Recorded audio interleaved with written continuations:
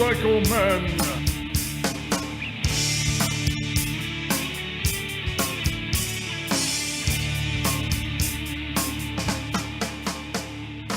Hello, boys and girls, and welcome to episode 153 of the Motorcycle Men podcast. I am Ted, here in the V-Twin Cafe in the corner booth. Hey, thank you for tuning in and listening to this show, and of course, for listening to all of the Motorcycle Men episodes. If you would like to help out the show, you can go to our website at motorcyclemen.us, and there you can click on the donate button if you'd like to help us out with a singular PayPal donation. Otherwise, another way you can help out is to give us some feedback. Go over to iTunes and give us a rating, good, bad, or indifferent. It doesn't matter. We'll take all feedback. And while you're at it, send us an email to motomenpc@gmail.com or go to our contact page on the website and send us a note there. I read all of our email, and if it's a good one, we'll comment on it during our next show. The Motorcycle Men podcast is brought to you by Surf and Summit Motorcycle, Maine and New Hampshire's newest motorcycle rental and tour company. Surf and Summit offers Harley-Davidson Big Twins and Suzuki V-Stroms for rent at reasonable prices. Surf and Summit is happy to deliver your rental bike wherever you are staying, or you can peruse the bikes in person at Street Cycles in Falmouth, Maine. Surf and Summit also offers rental helmets, jackets, gloves, and GPS, so you'll have everything you need to enjoy great New England riding.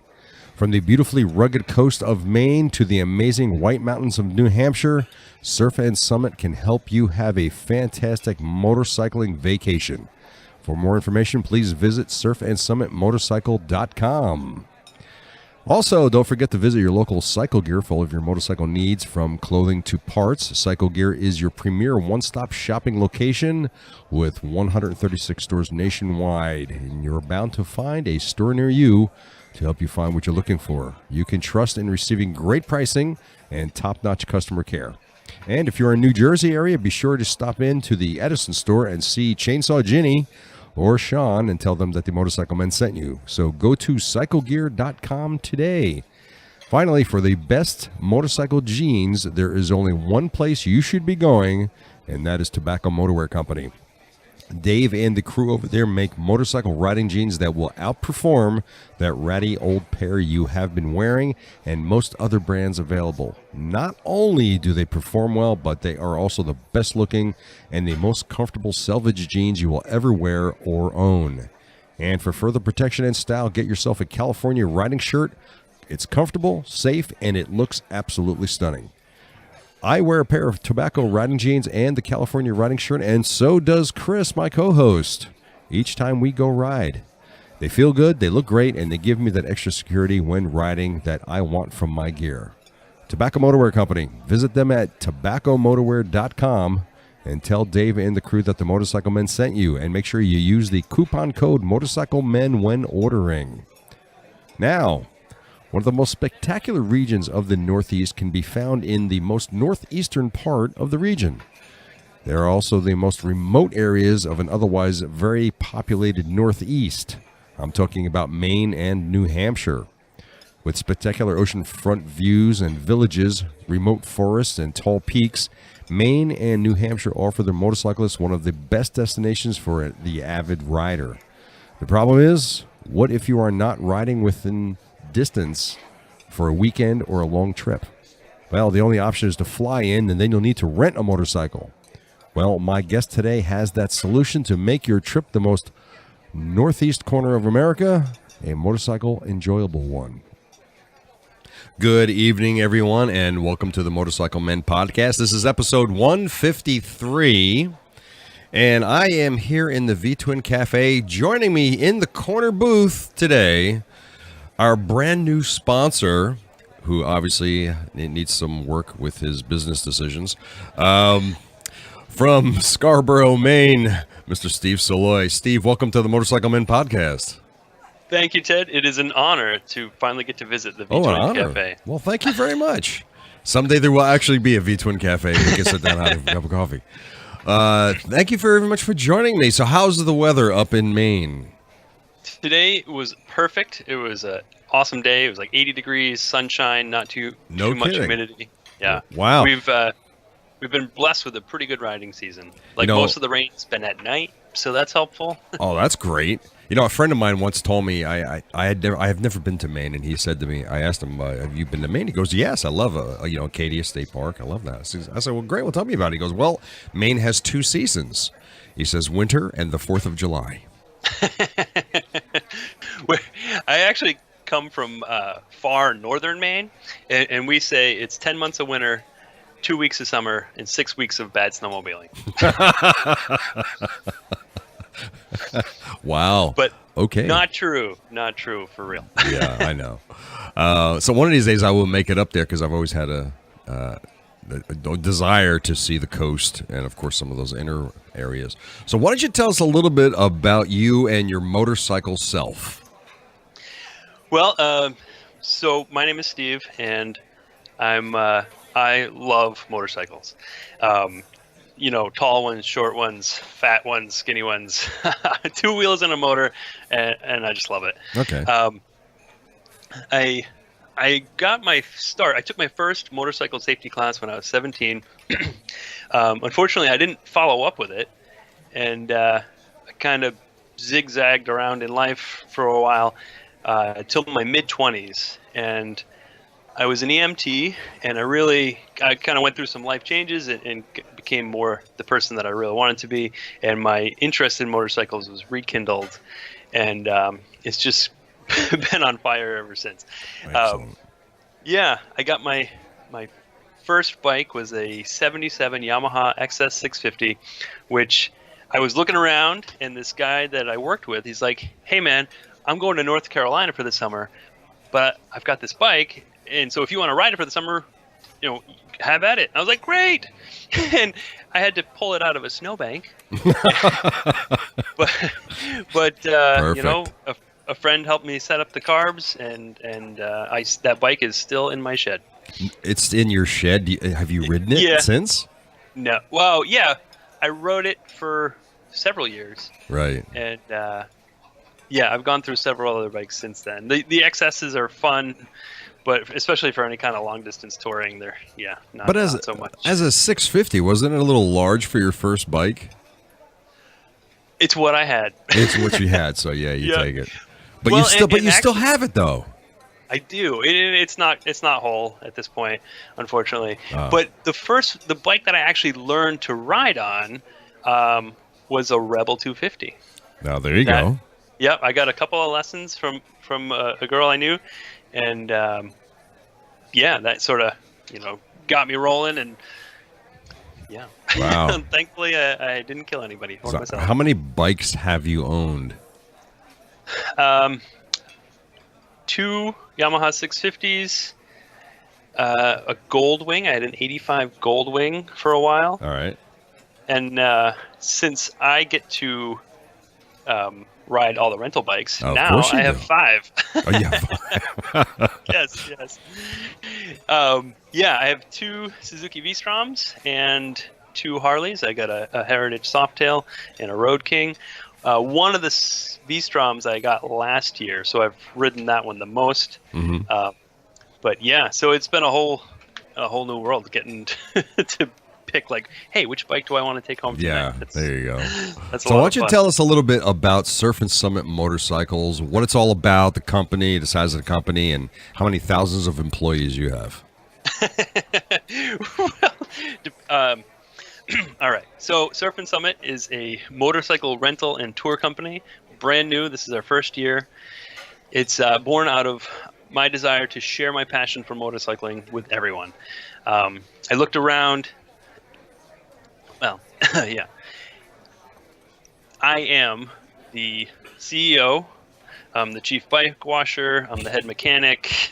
I'm the delivery person. You get the idea. And the administrator. Yes. Yep. I do the taxes. I do, the advertising. But I absolutely get a ton of support, especially from my wife and the fine folks at Street Cycles, which is a BMW and Suzuki dealership where I'm also an employee. So we're all about helping you come to Maine and have an awesome riding vacation. Oh, well, so on that note, what inspired you to start this kind of business?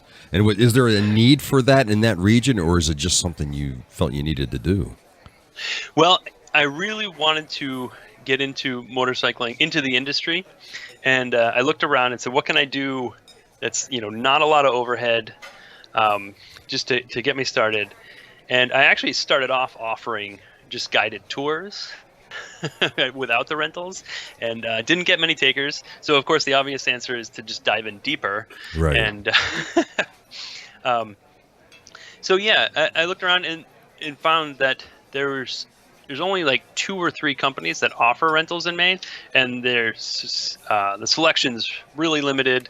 I've gotten a lot of comments like, that folks have been surprised that there's nobody doing this in this area, so that I'm filling a much needed niche. The closest other places to rent, from the greater Portland area where I am, it's at 2 hours. So, Wow. So yeah. Yikes. So now, as far as goes for the rentals, I mean, how does this work? Does somebody just call you up and make a reservation? I'm coming into town. I'm in Portland. Help. First, I would recommend that you visit surfandsummitmotorcycle.com. You can check out pictures of the bikes there, which I will be updating shortly. Okay. But there are some there now. And I have an availability calendar, so you can see, okay, I'm thinking of coming up, Labor Day weekend. Are there bikes available? Right now there are. And from there, you can either email me from the website or just give me a call. My phone number is right there, preferably during daytime hours. Right. And right now it's super simple. We I get a picture of your license to make sure that you have your motorcycle endorsement, and we're off and running. So people can make reservations right online then? Not officially. That is coming, but you will actually have to interact with me to get a full reservation. No, really? Yes, real human contact. That's back when they used to do that stuff back in the 70s. You actually had to call somebody to talk to somebody to make a reservation. So you're going totally old school on this. Right. It's less expensive. So why don't you tell us about the bikes? What bikes you offer? Why did you choose those bikes? And tell us about it. So right now we have 4 officially. I mentioned the 2 Suzuki V-Stroms. Working in the BMW dealership, there definitely seemed to be a lot of demand for the adventure style bike. Right. Well, Maine would be perfect for that. Absolutely, and they're really great street bikes too. I like I said, I enjoy commuting on on them when they're not rented. They are set up with lots of different luggage options. One of them has heated grips, and they're pretty customizable, as far as what you need for storage. And then I finally got to realize my dream of Harley-Davidson ownership, and I was able to pick up a Road King and a Heritage Softail. Nice. Yeah. So, and previously, I of course have always wanted a Harley, but financially, they just always felt just a little bit out of reach. Yeah, maybe especially for something. Yeah, for something that was together and ran. We always like bikes that are together and run. Right, it's a thing. Right. Yeah. I've had a few in between that weren't, but it's hard to rent those. So, yes, exactly, and obviously Harley Davidson is the singular most popular brand in the country. Yeah. Wow. So, yeah, and it's been interesting. I kind of thought it might be 50-50, but the Harleys go out far more often. No kidding. And specifically the Heritage Softail. That's been the Road King's a little bigger. I think it might scare a few people off, but the Heritage Softail pretty much it comes in the morning and goes out in the afternoon. It's been out. Yeah. Yeah, and with both the Harleys too, I really scored well. Can you hold on a second? I have to Sure. pause the. I have to pause this. Hold on a second. No problem. Hold on. Hold on. Yep. You're home.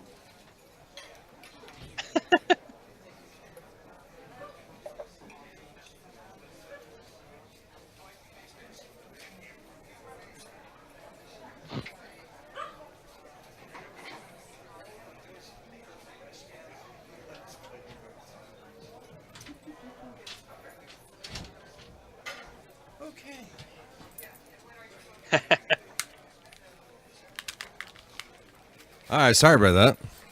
No All right, worries. where did we leave off?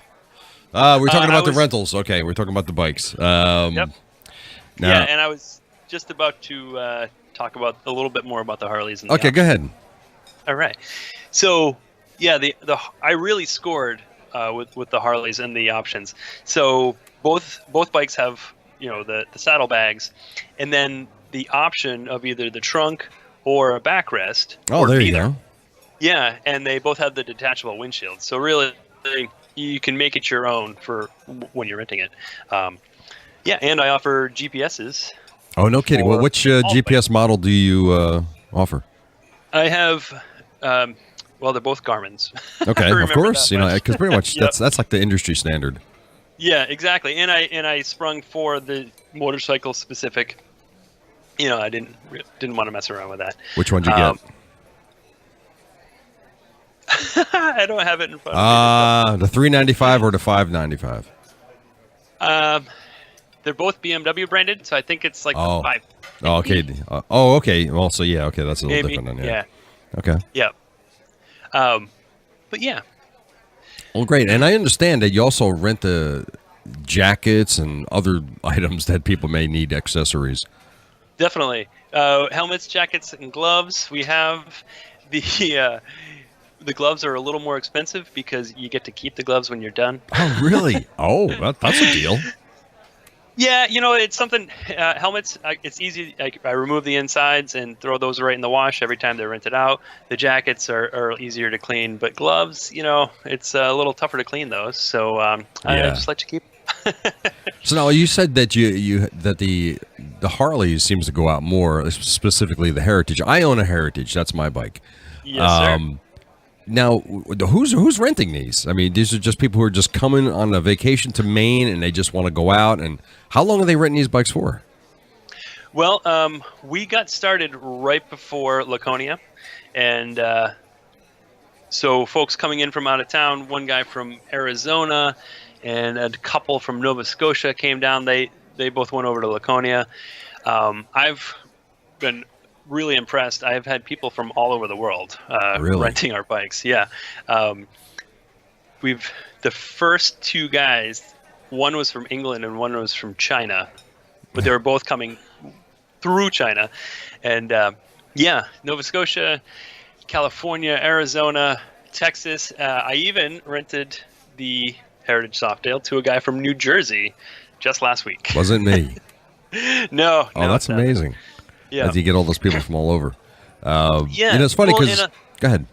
Oh, sorry. Yeah, a lot of folks, I learned doing all the research for this that, the majority of visitors to Maine are people from here who are coming back to visit friends and family. And that's been the case. It's a lot of, so, if you're from Maine or New Hampshire and, you're coming back for a visit, now you have the option of a bike rental while you're here. Right. All right. I get it. So what kind of support do you offer people who may rent your bikes? We offer, it's pretty much unlimited. Oh, really? Okay. We really take it, our reputation and your vacation very seriously. So if there was ever an issue, I'll be right there to either swap out the bikes or, if you're really far away, I might have to send you to a shop or call a local shop to take care of you. But yes, we really strive to minimize disruptions. And part of that is simply doing a ton of maintenance. We really keep the maintenance up to date. I got to give a shout out to my friend Gary. He's the other mechanic that I work with at Street Cycles, and he he did the Harley Davidson program at Right. MMI. So he's really been super helpful, making sure that the Harleys run properly. Okay. Now, suppose somebody's taking one of your bikes out and they're up in Caribou, and then they call you up and they said a wheel fell off.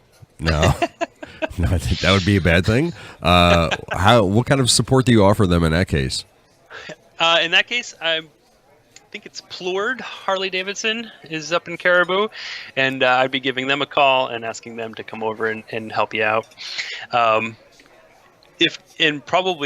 Mostly because that would be the fastest way to take sure. care of you. Yeah. It's about 5 hours for me to get to Caribou from here. So, yeah, and if that turns out to be the best thing, like if it's a Sunday and everybody's closed, I'll be coming to get you. Wow. Have you ever had an issue where somebody took a bike out and then the bike just went down for some reason, or not crashed, but it broke down for some reason? Did you ever have something like that happen? No. Oh, that's not true. Oh. I did have one small issue. Actually, the first guys that rented actually dropped one of the V-Stroms. Not the bike's fault, but they dropped it in such a way that they broke the clutch lever, and so the bike was inoperable. Right. Luckily, and I think the guy felt really badly, and he was a stand-up guy, so he actually went out and found a clutch lever himself.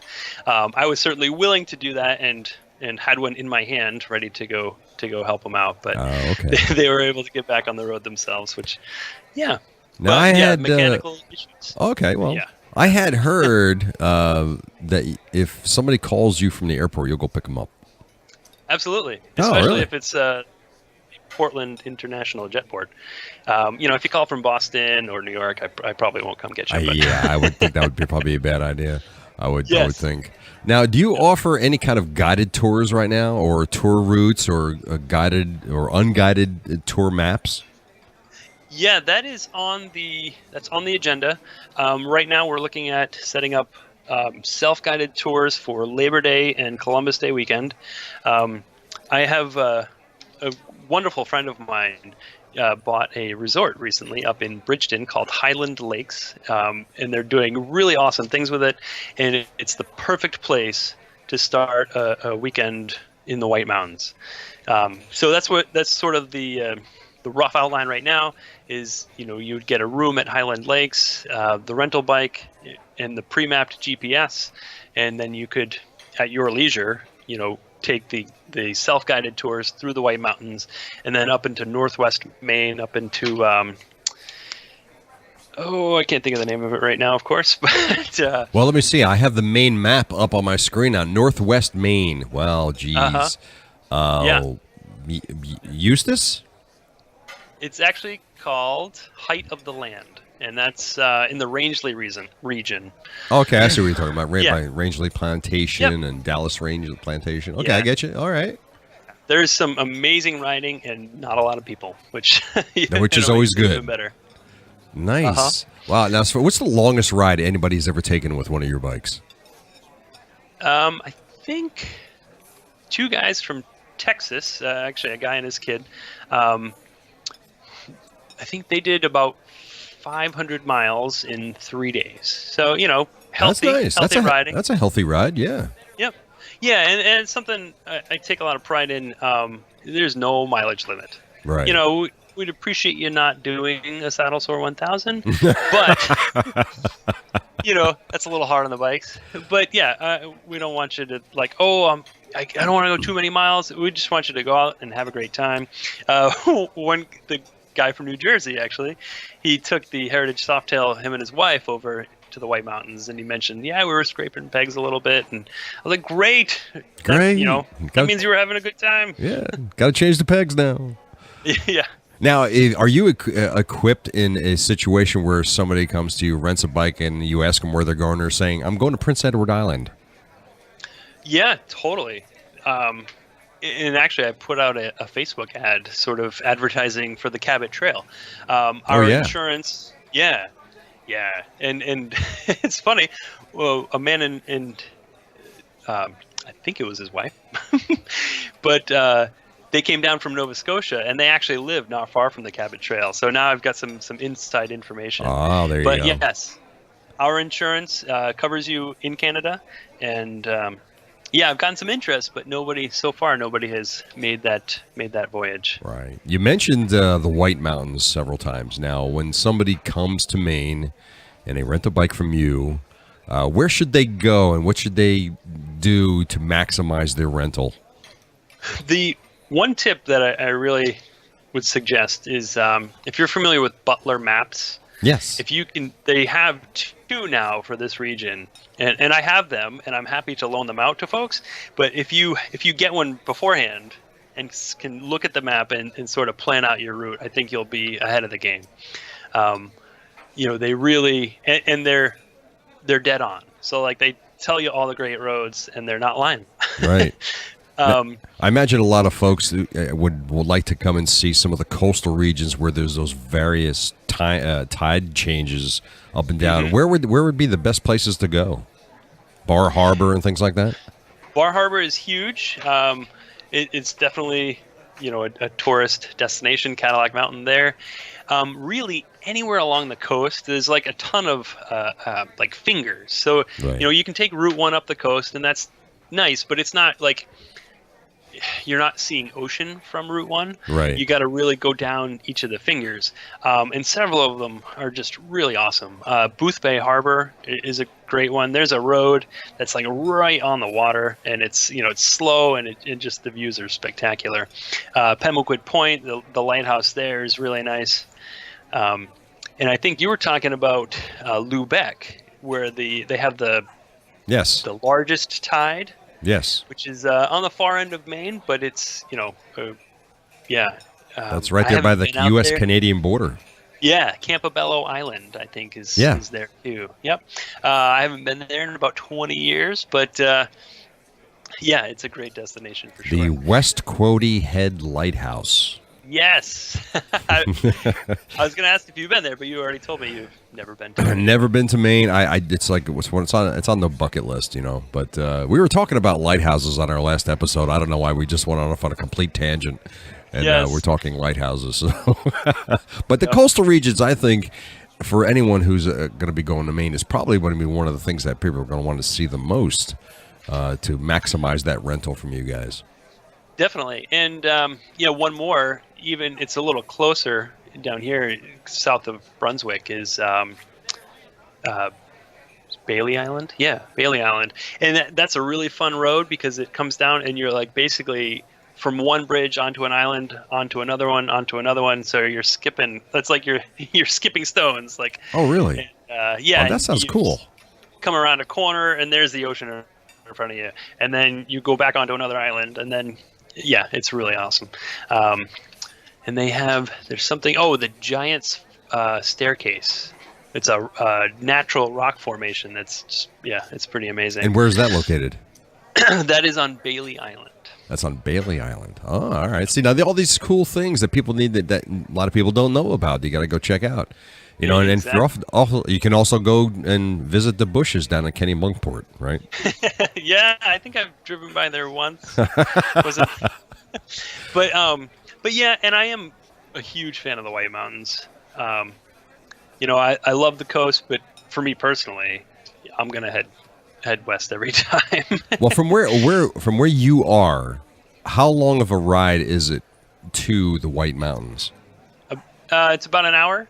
And that's the ride, yeah, exactly. And the ride there is awesome too. I'll give you a little secret. Don't take 302 if you're in Portland, and 302 is like the main road, right? And everybody's on it. You take 113 to the west of Sebago. It's a great road, and you're in North Conway really quickly, and it would be really easy to spend a couple of days in the White Mountains.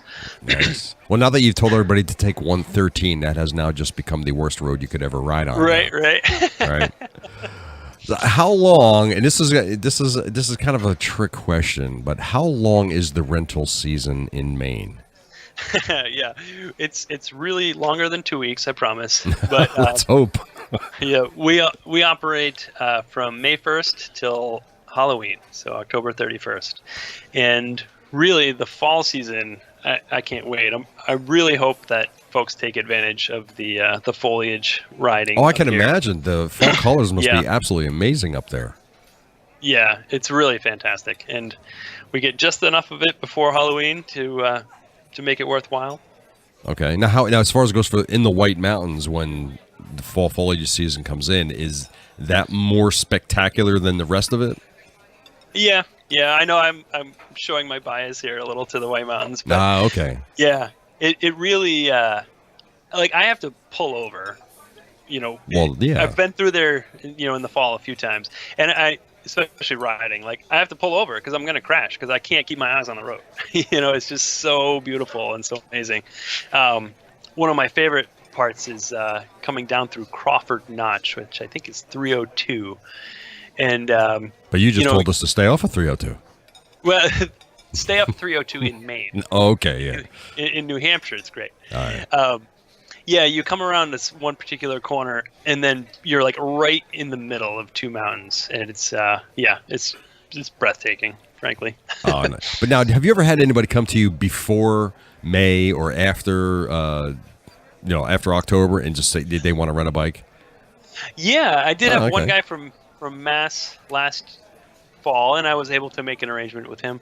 And the two guys from China, they actually were hoping for early April, and I'm like, you do realize we just had a snowstorm, right? Yeah. So, yeah, May 1st, even that early, it's you're gonna want to make sure you have proper gear. It might be a little chilly, but we can also have like 60 and 70 degree weather. This is true. Have you had people coming and renting the Stroms and taking them, like doing some dual sport, a little bit off-road, gravel road stuff? Not yet, but if you're out there listening and you want to, we're all about it. Man, you guys got plenty of that up there too. It's not highly organized. If you wanted to do some real off-road, there's some of that. Riding the power line. Yeah. There's some, like dirt bike trails, but yeah, it's one of the things I saw on the Butler maps. They list some like sort of mild adventure routes, and unfortunately, especially close to Portland, not a ton. Really? Now, Yeah. How far are you from Acadia? A solid 3.5 hours. And that's north of you? Yeah, northeast, basically. Okay. Is there anything there that would be worth people's time? Oh, Acadia National Park is fantastic. Really? Absolutely. From what I've heard, sadly, You I've have never been there. You live in Maine and you haven't been to Acadia. No. Shame on you. I've been to Katahdin, the tallest mountain in Maine, several times. But, okay. Yeah, and I can tell you via some of my renters that, they really enjoyed going to Bar Harbor and Acadia National Park, and that it was fantastic. Nice. Yeah. Any advice or suggestions that you can give to people who are coming to Maine and New Hampshire and they want to ride? The biggest thing is be prepared for sort of any kind of weather. I'm working on acquiring some rain gear, but just having a general plan is helpful to because obviously, so Maine I think is the 26th largest state. New Hampshire is obviously a lot smaller, but there's so many different places to go and see. Like having at least a general idea, is pretty helpful, especially if you're going to be visiting family. What part of the state you're going to be going to anyway. Yeah. So it's a good idea to be prepared of where you want to go, what you want to see before you get there, so you can plot out a route of some sort. Yeah, and that's why I definitely recommend purchasing a Butler map before you get here, just so you can have a look and really know where you want to go. Like I can offer suggestions for sure, but everybody's different and everybody likes different kind of riding, and so yeah, I mean we have it all, but and I can help you find it. But. Now, do you have routes set up, or can you suggest routes that might be 2, 3, or 4 day in length that people could follow? Yeah, definitely. Like I mentioned, you can definitely do 2 days easily in the White Mountains. You could do a loop over into Vermont. I have a friend that's done the around the four corners of Maine, which Maine doesn't really have four corners, but there's No, four I get you. specific Yeah. points. Yeah. That you can do, which is a really nice ride. It's if you're a high mileage kind of person, it can be done in, I believe, 3 days, from Kittery to Calais to Fort Kent, and then back over to the northwest corner there. A lot of riding, a lot of beautiful scenery. Yeah, I'll tell you what. I guess you may have heard me do my 50 Roads, 50 States feature where I did do Maine. I did know that. And there are a lot of places in Maine that I think people really need to see, especially when you get up into the most northeastern point. There are some really, really interesting places up there. Definitely, and just getting over there from like Bangor east, there's don't take Route 1. I think it's Route 9. We call it the airline for some, I think, and that's a really fun road. Really? It's yeah. There's like no stop signs the whole way. It's 2-lane, for the most part. Mm-hmm. But yeah, no stop signs, lots of curves and hills, and not a lot of law enforcement. Are you suggesting one could break the law on one of your motorcycles? If not on one of mine, of course. No, of course not. No, But you wouldn't have that. So where in Maine does somebody go if they want to actually come to your shop and check out the bikes and rent one? Yep, I put them out front every morning at Street Cycles, which is 405 US Route 1 in Falmouth, which is the next town up from Portland. Yeah. All right. Not a lot of roads in Falmouth, actually, so it'd be pretty easy to find, I imagine. Pretty much, yeah, Route 1. Yeah, so Tuesday through Saturday, you can swing by, have a look. If they're if they're not currently being rented, you can have a look. We also are very happy to deliver your bike. We're tweaking the the method a little bit here as we go. So unfortunately, the single day delivery, we are going to have to ask for a little a charge there. But yeah, 2 days or more, free delivery within 25 miles of the Portland area. If you're further away from that, we're happy to work with you. We don't want that to be, something that gets in your way. Oh, sure. Yeah, it's definitely, and it just makes sense, especially if folks are flying in. Like, you don't want to rent a car just to go from the airport to the hotel, and then have bikes. So, we're happy, like we mentioned earlier, we can pick you up at the hotel, have your bikes there, pick you up at the airport, and have your bikes there. So you can just do a whole motorcycling vacation. Oh, that's great. Now, do you ever go out with people on their rides? Like somebody comes in and says, I have no idea where I'm going, and you go, I'll show you. Did you ever do any of that? I wish I had that kind of free time. Oh, okay. Yeah. I would definitely, like I said, I'll loan them the Butler map and Right. Give them some ideas. Well, see, that would be the next step in your rental feature where you're offering guided tours now. Definitely. When this takes off so well that I can quit my day job, I will have lots of time to do the actual professionally guided tours. Excellent. Absolutely. Yeah. So tell our people who are listening how they can get in touch with Surf and Summit and learn more about what you do and get themselves a motorcycle to ride. Well, you can find us on Instagram, Facebook, and Twitter. If you just search for Surf and Summit Motorcycle, you'll find us in each of those places. And certainly surfandsummitmotorcycle.com, which is reasonably up to date. Or if you want to, reach out and what was that? I can't remember the name of the commercial now, but reach out and touch someone. Oh yeah.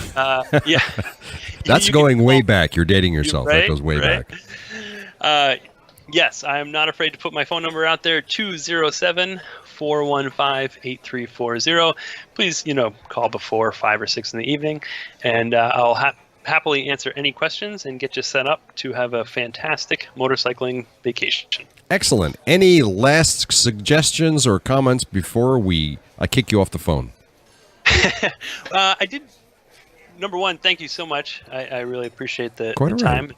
And your podcast. I did want to touch on one extra little thing. Sure. I talked about the mission of Surf and Summit is to share our passion for motorcycling, and the sort of unexpected gift that I've gotten is being able to help people have such an awesome time. And it's not just the fact that they're motorcycling in Maine, but I mentioned like a father and son came up on Father's Day weekend and got to ride together, and just that's something they're going to remember their whole lives. Oh, absolutely, yes. And then I think it was just last weekend, 3 brothers, all in their 60s, who had each been riding for 40 plus years, had never ridden together, because they're all over the country now in different parts of the country, and being able to help them, have that first ride together was it was a really special moment, and they were pretty excited about it. Yeah, so it's just something, I really have enjoyed. Well, that's fantastic, Steve. I really like what you're doing there. I think it's a fantastic business you're running, where people, because you don't really hear about that much. I mean, people can go to Eagle Rider and other rental places and get a bike, but it just kind of seems a little impersonal. What you're doing is offering more of a personal service to people who are coming to an area like Maine to get a bike. Thank you, Ted. I appreciate that. And since you mentioned Eagle Rider, they are actually back in Portland. They were absent for a while, and I would just encourage you to maybe do a price comparison if you're considering them. If you want like a new Milwaukee 8, of course, Eagle Rider is the way to go. But I feel like we offer a competitive product. That's excellent. Well, Steve, listen, I want to thank you very much for joining me here on the Motorcycle Men podcast. I wish you a lot of luck, and please keep in touch, and thank you for sponsoring the podcast. You're so welcome, Ted. Thank you for having such a great podcast. Thank you, sir. All right, take care of yourself. Ride safe now. Thank you. Thank you for listening to this episode 153 with my guest, Steve Salois of Surf and Summit Motorcycle. So go over to surfandsummitmotorcycle.com and learn more about what he does and offers. Links to Surf and Summit will be in the show notes and on the Motorcycle Men website. Don't forget to check out our fellow podcasters whose links you will find on our links page. All of these podcasts and many more out there do great things to promote and encourage our sport and passion. So, from Timbuktu, Chris the Joker, Justin Shoes, and me, Ted Wrongway, your host, thanks for listening to the Motorcycle Man podcast, where we say stupid crap so you don't have to. Enjoy your ride, kids.